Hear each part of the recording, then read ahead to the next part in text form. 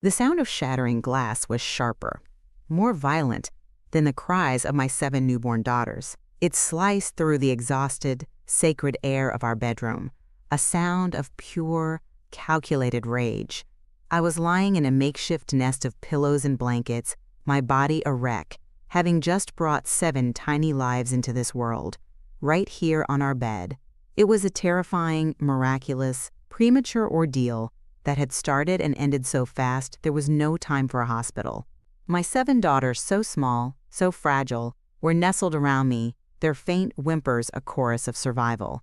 And through my pain-filled haze, I saw him, my husband, Mark. He wasn't looking at the babies. He wasn't looking at me, his wife, who was bleeding and broken. His eyes were fixed on the silver wedding frame on our nightstand. The photo inside was of us on our wedding day, young, hopeful, clueless. He picked it up, his knuckles white. For a moment, I thought he was reaching for a memory, for a reminder of the love that created this family. But then his face twisted into a mask of utter contempt. 7, he whispered, the word a curse. 7 more. And with a guttural roar, he hurled the frame against the wall. The glass exploded, showering the floor in glittering shards. He didn't just break a frame, he shattered our past. He took the memory of our vows, of our promises, in sickness and in health, and ground it into dust.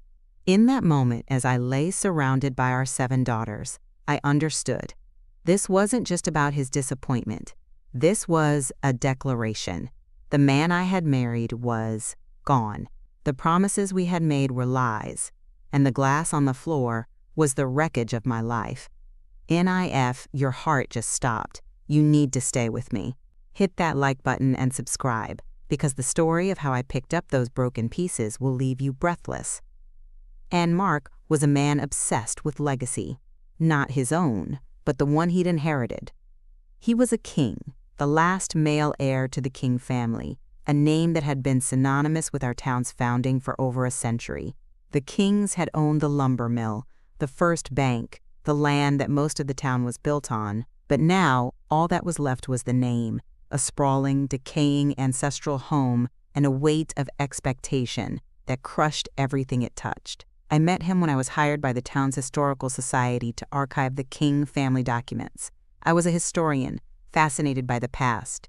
I spent my days in the dusty attic of his family home, piecing together the story of his ancestors. He was charming, with a slow southern drawl and eyes that held a deep, melancholic sadness. I didn't see the obsession then. I saw a man deeply connected to his roots. I mistook his fixation on the past for a romantic soul. NHE courted me with stories, not flowers. He'd tell me about his great-grandfather, a rugged pioneer, and his grandfather, a shrewd businessman. But the stories always ended the same way, with a sigh and a lament about his own father, who had only produced one son, Mark. A name is just a name without a son to carry it on, Amelia, he'd say, his hand resting on an old family Bible. It's a dynasty on the brink of extinction. I was young and in love. I saw his need for a son not as a chauvinistic demand, but as a deeply felt desire to honor his family. I thought it was noble. I thought I could be the one to give him the peace he so desperately craved. NWE were married on the sprawling lawn of the King estate. It was a beautiful ceremony, steeped in tradition. He had me wear his great-grandmother's lace veil. We drank from his grandparents' wedding goblets. Everything was a symbol, a link in a chain I was now meant to extend. He gave me the silver wedding frame as a gift that morning. For the start of the next generation of kings, he'd whispered. I didn't realize then that I wasn't a wife. I was a broodmare, enlisted in a desperate campaign to save a dying name. NTHE pressure started immediately. Our life revolved around my fertility. He tracked my cycles with an app, his disappointment palpable with every month that passed without a pregnancy. When we finally conceived, his joy was overwhelming, but it was terrifyingly specific. He called my belly him. He started renovating the old nursery, painting it a deep royal blue. He bought a tiny baseball glove and a miniature tool belt. When I would gently remind him, "It could be a girl, you know," his smile would tighten. "No," he'd say, with a certainty that chilled me. It can't be. It has to be a boy. Our first daughter, Lily, was perfect. I fell instantly and irrevocably in love. Mark's reaction was a quiet, devastating blow. He held her for a moment in the hospital, his body stiff. "She's a king," he said, his voice flat, "but she can't carry the name." He was never cruel to Lily, but there was a distance, a constant, low-grade disappointment in his eyes whenever he looked at her. He was a father, but he felt like a failure. The weight of his ancestors' expectations was a ghost in our house, and it looked at our beautiful daughter with disapproval. NTWO, years later, I was pregnant again. This time, the pressure was explicit. "We need a boy, Amelia. We need an heir," he would say, his voice strained. It was all he talked about. He became a stranger to me, a man possessed by the ghosts of his forefathers. He would spend hours in the dusty attic, staring at the portraits of the kingmen, as if seeking their approval or fearing their judgment. When our second daughter, Clara, was born, something inside him seemed to break.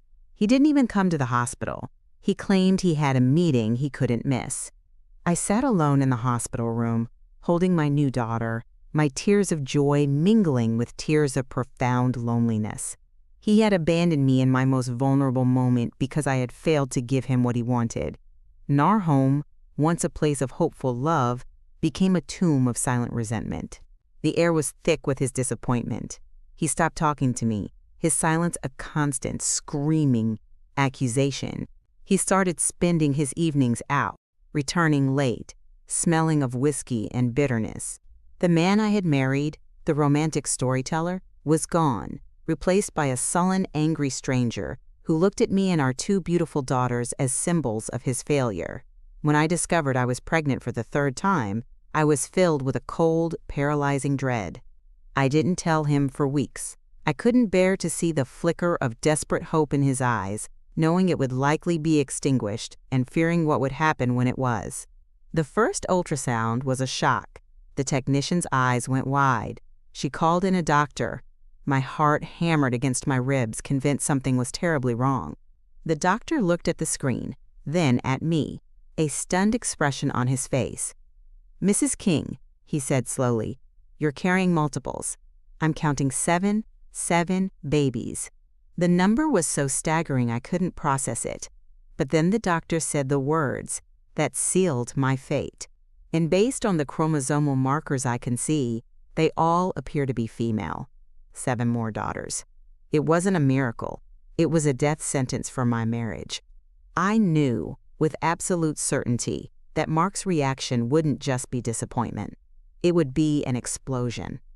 I made a choice in that moment, an act of self-preservation. I went home and told him I was pregnant with septuplets, but I kept the gender a secret. I let him cling to the desperate, statistically impossible hope that at least one of them, maybe all of them, would be the boy he so desperately needed. His hope was the only thing keeping his simmering rage from boiling over. An NTHE pregnancy was a local spectacle. King family expecting septuplets, the town paper declared. The story of the dying King dynasty potentially being saved by a new generation captured everyone's imagination. The town rallied around us, offering help, donating supplies. Mark, ever conscious of his public image, played the part of the proud, overwhelmed father-to-be. He smiled for the cameras, accepted pats on the back, and spoke of, quote, continuing the King legacy. But at home, the mask would drop. "There has to be a boy in there, Amelia," he'd say, his voice low and menacing as he paced the floor of our bedroom. "After all this, there has to be one boy. NMY life became a prison of my own body." I was put on strict bed rest at home, my world shrinking to the 4 walls of our master bedroom. The pregnancy was incredibly high risk. The doctors wanted to admit me to the hospital for constant monitoring, but Mark refused. "King babies are born in the King house," he declared, his obsession with tradition overriding all medical sense. The truth was, he wanted me under his control. He didn't trust me. He was terrified I'd somehow conspire with the doctors to hide the truth from him. My only joy was my 2 little girls, Lily and Clara, who would crawl onto my bed and whisper stories to my gigantic belly. They were so excited to have new sisters. Their innocent love was a stark contrast to their father's conditional, high-stakes gamble. As the weeks crawled by, the storm inside our house grew. Mark became more volatile. He drank more heavily. He would come into the bedroom and just stare at me, his eyes a terrifying mixture of hope and contempt. I was his lottery ticket, and he was terrified it wouldn't pay out. The night it happened, I was only 31 weeks along. It was too soon. I woke up with a sharp, violent cramp. I cried out for Mark. He was passed out in a chair in the corner of the room, an empty whiskey bottle on the floor beside him. Panic seized me. I tried to get out of bed, but another contraction hit me, so powerful it stole my breath. My water broke in a massive gush. This was it. It was happening. Here. Now. "Mark!" I screamed, my voice raw with terror. "Mark, wake up! The babies are coming!" He stirred, his eyes bleary and unfocused. He stumbled to his feet, looking at me in a drunken haze. "What's happening?" he slurred. "The babies," I gasped, as another contraction ripped through me. "Call 911! They're coming now!" But he didn't move. He just stood there, his mind slowly processing the scene. And then my body took over. With an uncontrollable urge, I bore down, and the first baby came in a terrifying, painful rush right there on our bed. I was sobbing, screaming, begging him to help, but he was frozen, his face twisting as he seemed to be counting. 1. A girl. Then another. 2. A girl. With each daughter that was born, the hope on his face was replaced by a darkening cloud of rage. By the time the 7th baby was born, I was lying in a pool of blood and fluid, surrounded by my tiny, premature infants. I was shaking, going into shock, my life force draining out of me. I looked up at my husband, the man who had promised to love and protect me. "Please," I whispered, my voice failing, "help them." He looked down at the scene, at his 7 newborn daughters. He didn't see a miracle. He saw the ultimate, final failure of his name. His face, which I had once thought so handsome, was a mask of pure, unadulterated hatred. That's when he saw it. The silver wedding frame on the nightstand. He picked it up, his eyes locking on mine, and with a roar of fury, he smashed it against the wall. The sound of the shattering glass was the sound of our world ending. Then he turned, walked out of the room, and slammed the door, leaving me and his 7 daughters to die. NNTHE, slam of the door echoed in the sudden, terrifying silence, broken only by my own ragged sobs and the fading cries of my children. For a moment, the darkness beckoned. It would be so easy to just let go, to drift away on the tide of pain and blood loss. But then, a tiny, bird-like cry pierced the fog. It was one of the babies, a fighter, reminding me that I was not alone. I had 7 reasons to live. My phone. It was on the nightstand, right next to the glittering shards of broken glass. Every movement was agony. I was still tethered to one of the babies by the umbilical cord, a grotesque reminder of the life he had abandoned. I crawled, dragging myself across the blood-soaked sheets, my torn body screaming in protest. My hand brushed against the sharp edges of the broken glass, and I felt a searing pain, but I didn't care. I grabbed the phone, my fingers slick with blood, and somehow managed to dial 911. "911, what's your emergency?" The operator's voice was a lifeline in an ocean of chaos. "My babies," I sobbed, the words tumbling out. "I had my babies, 7 of them. He left. He smashed everything. Please, help my babies." I don't remember the rest of the conversation. I remember dropping the phone and trying to gather my tiny infants, pulling them close to my body for warmth, wrapping them in the very sheets they were born on. Some were so still, so quiet. I rubbed their tiny backs, whispering pleas for them to breathe, to cry, to live. The wail of the sirens was the most beautiful sound I had ever heard. NTHE paramedics burst into the room, their faces a mixture of shock and professional focus. They moved with a swift, practiced efficiency that seemed surreal. One team immediately started working on me, cutting the cord, shouting medical terms I didn't understand, trying to stop the bleeding. Another, larger team swarmed around the babies, a flurry of tiny oxygen masks and thermal blankets. As they wheeled me out of the room, my eyes fell on the wall where the frame had shattered. There was a deep gash in the plaster, a scar on our home. But on the floor, amidst the shards of glass, lay the photograph. Face up, undamaged, the image of us, smiling on our wedding day, a relic from another life. A policeman, a kind-faced man, saw me looking at it. He picked it up carefully, avoiding the glass, and placed it on my chest as they carried me down the stairs. I clutched that photo, that lie, all the way to the hospital. One.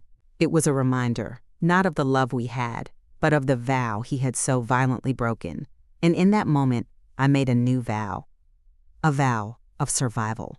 A vow of justice. And I woke up in the ICU to the news that I was lucky to be alive. I'd had an emergency hysterectomy to save my life, but my only thought was for my children. A kind doctor, a woman named Dr. Chen, sat by my bed and told me the news. All 7 of my daughters had survived. They were fighters, she said, just like their mother. They were in the NICU, and they were holding their own. I cried, a wave of relief so powerful, it felt like it was rewriting my DNA. I had not lost a single one. While I was cocooned in the sterile world of the hospital, the story of what Mark had done exploded. He was arrested at a bar on the other side of the county, drunk and incoherent, and charged with multiple counts of felony child endangerment and attempted murder. The story made national news. The last scion of the Qing dynasty, a monster who had left his wife and 7 newborn daughters to die, in BUT in our town, a strange narrative began to take hold, spun by Mark's distant cousins and old family friends. They painted him as a victim of circumstance, a man who had snapped under unimaginable pressure. He just panicked, they'd say. Who wouldn't? And she refused to go to the hospital. She put them all at risk. They were trying to tarnish me to save the King family name from its ultimate disgrace. Mark was released on bail, paid for by a trust fund his grandfather had set up. He returned to the King house, my home, and his high-powered lawyer served me with a restraining order, claiming I was mentally unstable and a danger to him. It was a legal maneuver so twisted, so audacious, it left me breathless. I had no home, no money, and 7 premature babies in the NICU. That's when the queens came to my aid. The nurses in the NICU, the women who were caring for my daughters with such tenderness, became my army. They were warriors in scrubs. They had seen everything, and they knew the truth. Led by a fierce, no-nonsense head nurse named Carol, they started a quiet rebellion. They had heard the whispers in town, the victim blaming, and they were having none of it. They started a fundraiser for me and the girls, the 7 Little Queens Fund, they called it. They contacted a news station from the city, one that wasn't swayed by the King family's local influence. They told my story, the real one. The response was a tidal wave of support. Donations poured in from all over the country from people who were outraged by what had happened. A national organization that helps victims of domestic violence stepped in. They found me a lawyer, a brilliant tough-as-nails woman who specialized in fighting powerful men. They also found me a place to live, a large, furnished rental house, big enough for me, my 2 older daughters, and the 7 little queens who would soon be coming home. An NTHE trial was a spectacle. On one side sat Mark, looking pale and diminished, surrounded by his family's lawyers and the few remaining loyalists. On the other side sat me, flanked by my new lawyer and a row of NICU nurses in their street clothes, a silent, formidable jury of my own. Mark's defense was exactly what we expected: temporary insanity. His lawyer painted him as a man crushed by the weight of his legacy, who had suffered a psychotic break under the stress of a home birth of septuplets. They tried to portray me as an unstable, hysterical woman who had recklessly endangered her children by refusing to go to the hospital. When it was my turn to testify, I walked to the stand, my resolve like steel. My lawyer had me recount the events of that night, my voice quiet but steady. I told them about the pain, the fear, and the moment he looked at his newborn daughters with disgust. Then she asked me the question that would change everything. "Mrs. King, after your husband smashed the wedding frame and left the room, what did he do?" "He slammed the door," I said. "And then?" she pressed. "And then he locked it from the outside," I said, my voice breaking for the first time. I heard the deadbolt turn. He didn't just leave us, he locked us in to die. Collective gasp filled the courtroom. This wasn't panic. This wasn't a man fleeing a stressful situation. This was a conscious, deliberate act. It was an attempt to ensure that we could not be saved. The prosecution's final witness was the 911 operator who took my call. They played the recording for the court.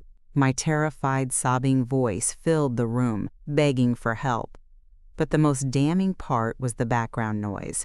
Faintly, but clearly, the jury could hear the sound of a baby crying, then another, then another. It was the sound of life, the sound he had tried to silence. The jury was out for less than an hour. They came back with their verdict, guilty, on all counts. As the word was read, Mark collapsed in his chair, a broken man, the last king, his dynasty ending not with a bang, but with the clang of a prison door.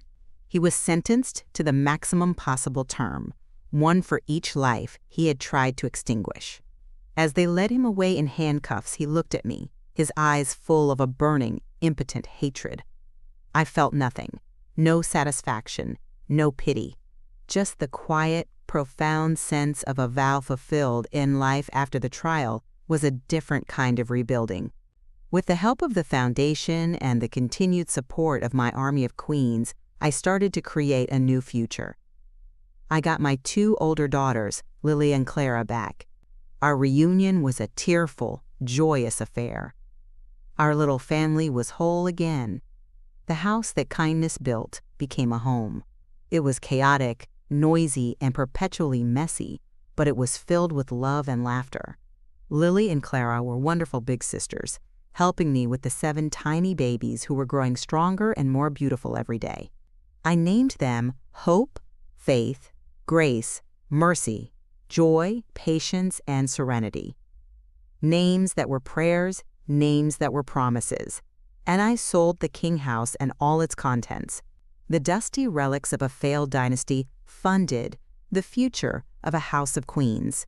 I used the money to set up a trust for each of my 9 daughters, ensuring they would have the freedom and independence I had lost. I also started a foundation, the Queen's Gambit, dedicated to providing legal and financial aid to women trying to escape abusive situations, especially in small towns where family names and old loyalties can create impenetrable walls. And years passed. My daughters grew. The 7 little miracles blossomed into 7 unique and wonderful young women, each with her own dreams, none of them burdened by the weight of a name. They were artists, scientists, writers, and leaders. They were strong, compassionate, and fiercely loyal to one another. One evening, I was sitting on the back porch, watching my girls play in the yard. Hope, my little fighter, the one whose cry had pulled me back from the brink, came and sat beside me. She was a teenager now, with my eyes but a fire that was all her own.